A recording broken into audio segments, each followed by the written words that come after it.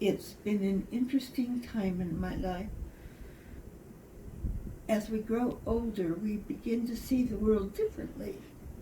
When I was 5, there was nothing particularly interesting going on in the world. But then I was 5. I had nothing to compare it to.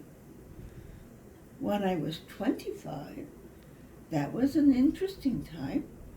My dad was 25 years older than I was. And I enjoyed looking back my 25 years.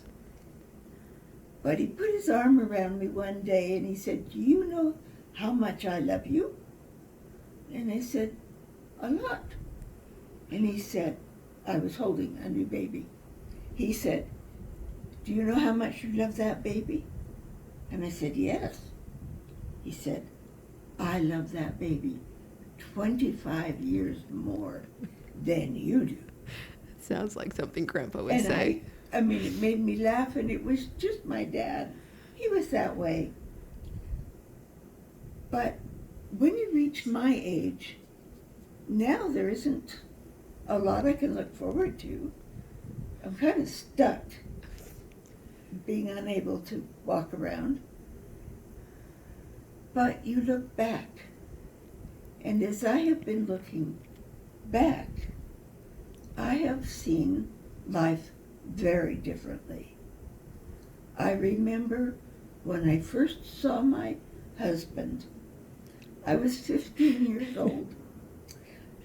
We were part of a group, a youth group, and we were doing short plays, and we had so much time that we had to do a play in, and then it would be judged.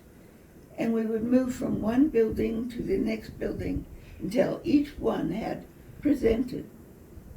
So I'm sitting with my friend, and this play comes on this stage, and this actor gets shot dead, and he falls to the floor. And I thought, he's not a very convincing corpse. He was laughing so hard, you could see his chest and his stomach going up and down. It was very hard not to laugh. I didn't know who he was.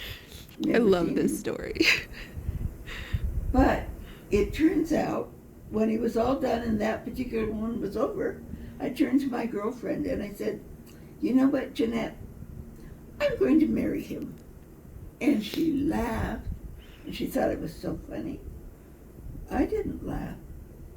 I really felt very strong that we needed to be together.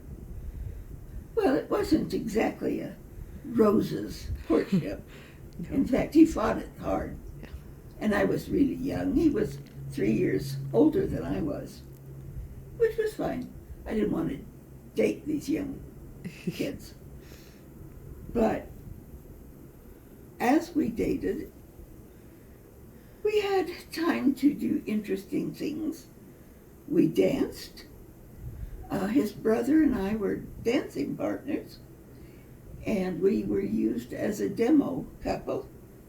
And he's the one that brought my husband to the class.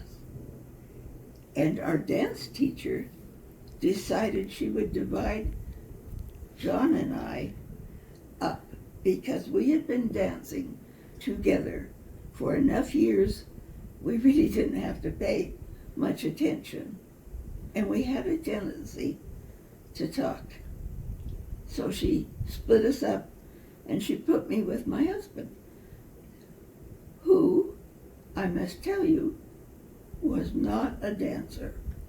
I made her promise me I did not have to dance with him in the festival, and she promised I would not have to dance. As it turned out, I did dance in the festival with him, because after months of working together, we got very close. And in time, we got married. Not right away. He was in college and I was in high school. I was too young. How old were you when you got married? I was 20 when we got married. We both had to do some growing up. But for that first date, my mother made me a red velvet dress. And it was the pattern I wanted. It made me feel like a queen.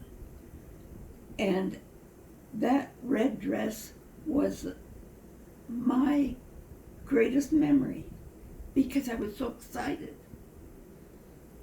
And then, some years later, we got married, but the red dress has a continued story, which I'll have to tell you another time. Okay. Because I'm done. Okay. Okay. Good. I'm going to tell you now.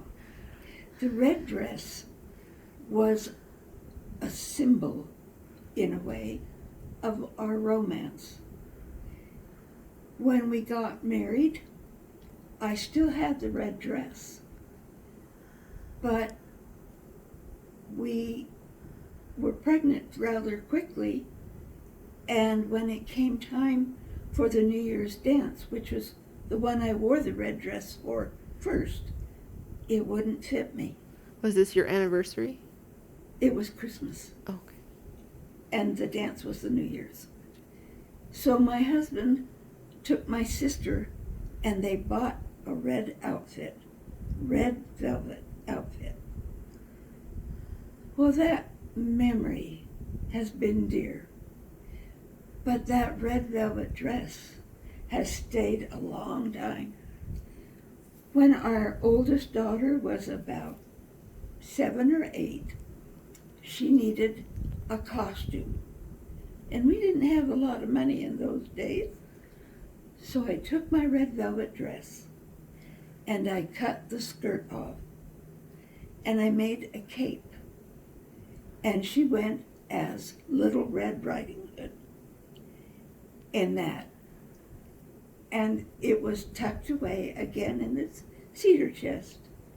And that little red cape has been worn by my daughters and my granddaughters, and every time we see it, I remember the young man that I knew I would marry. And it reminds me of how much love went into that memory for him to want to buy me something like it for that Christmas dance. And memories are what are so precious. And I miss him so much. But my children know the story of the red dress. I still have that cape. It's in the cedar chest. Yes, you do. It's still there. We used to have the white dress, too. Much it was gold. And telling you that story has brought great memories to me, but what I would like to tell you is never give up on a dream, and never let anybody tell you you aren't good enough, because you are all that you want to be, and you need to find that dream for you, as I found for me, because that young man and I have been married since 1959, and we have had a sweet love affair between us. My children tell us we embarrass them, but we don't think about it. But I'd like you to know that in everyone's life, good or bad, there is something special. And these memories are what keep us going, like I am now. I can't do anything much, but I remember. And some of the stories are funny, and some of the stories are sad, but they're still a part of my life. And I can look down that tunnel And I can see 84 years of memories. But I didn't appreciate them until my husband died. And I had to look at that alone. And I'm so grateful for those sweet memories and for the love that he has given me and the 9 wonderful children that we have. I only planned on having 2. But that's a story for another day. That is a story for another day. Thank you. Thank you for taking your time to help us. This is hard time right now. Thank you.